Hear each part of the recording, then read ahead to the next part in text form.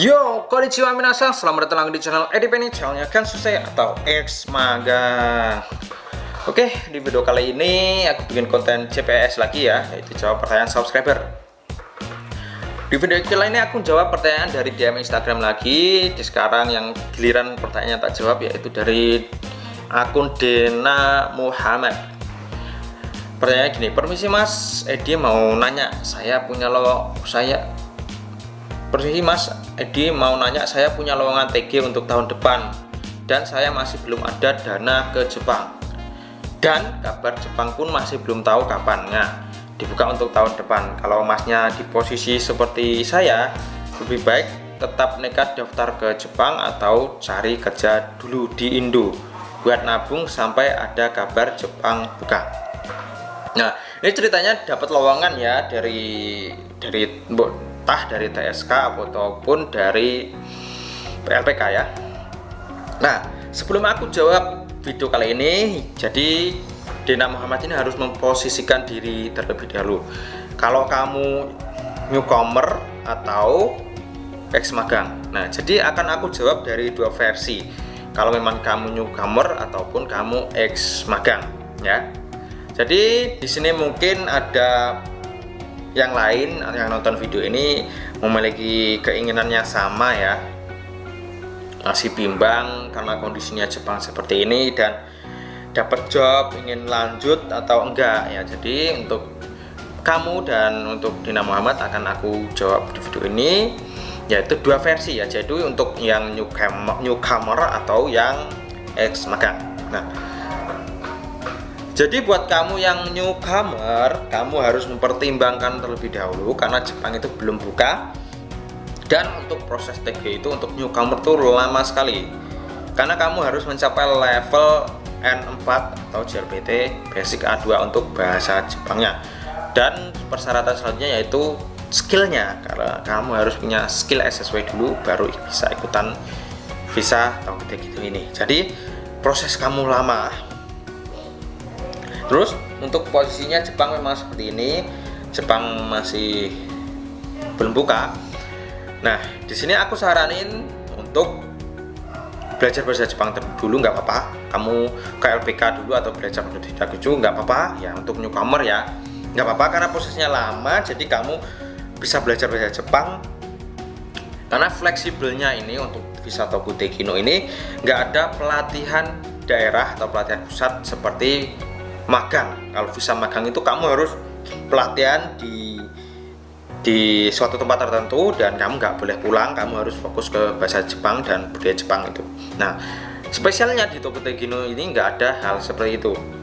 Jadi kalau kamu minat ingin Toku Tegino, terutama newcomer, kamu bisa belajar bahasa Jepang ke LPK atau belajar Jepang. Otodidak ya santai aja belajarnya. Yang penting kamu dapat sertifikat TG, sertifikat SSW dan sertifikat bahasa Jepang. Nah, kalau sudah dapatkan sertifikat itu, baru kamu bisa cari lowongan Toku Tegino.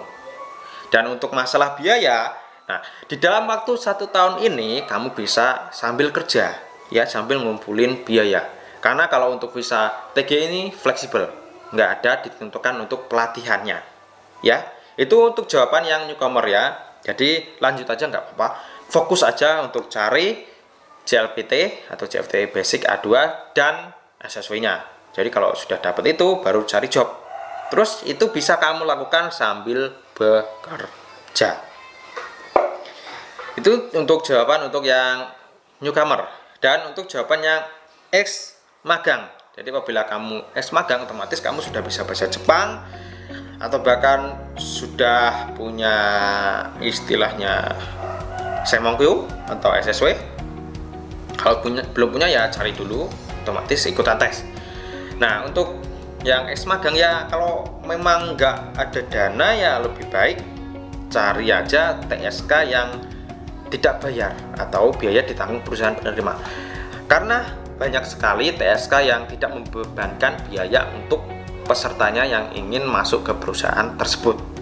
Ya banyak sekali seperti Sushi Bomber, Viola, Jira itu ya.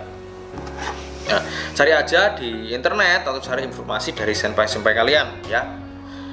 Nah itu untuk yang kekurangan biaya ya berarti otomatis cari aja TSK yang tidak membebankan biaya untuk pemberangkatan ke peserta, karena ada kok. Ya itu jawabannya untuk pertanyaan tadi.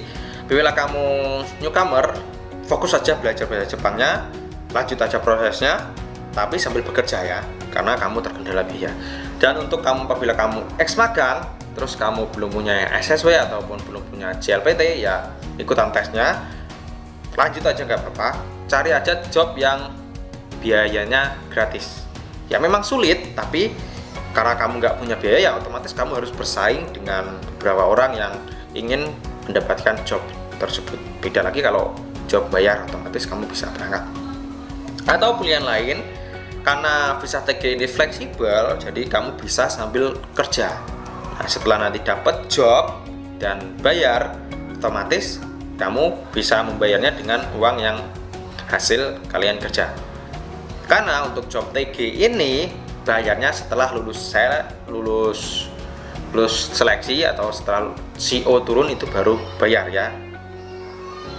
Oke, untuk video kali ini cukup sampai di sini. Untuk Dena Muhammad, semoga kamu bisa tercerahkan dari perkataanku video kali ini. Jadi silahkan kamu ambil, kalau enggak ya terserah kamu. Itu saran yang bisa aku sampaikan di video ini.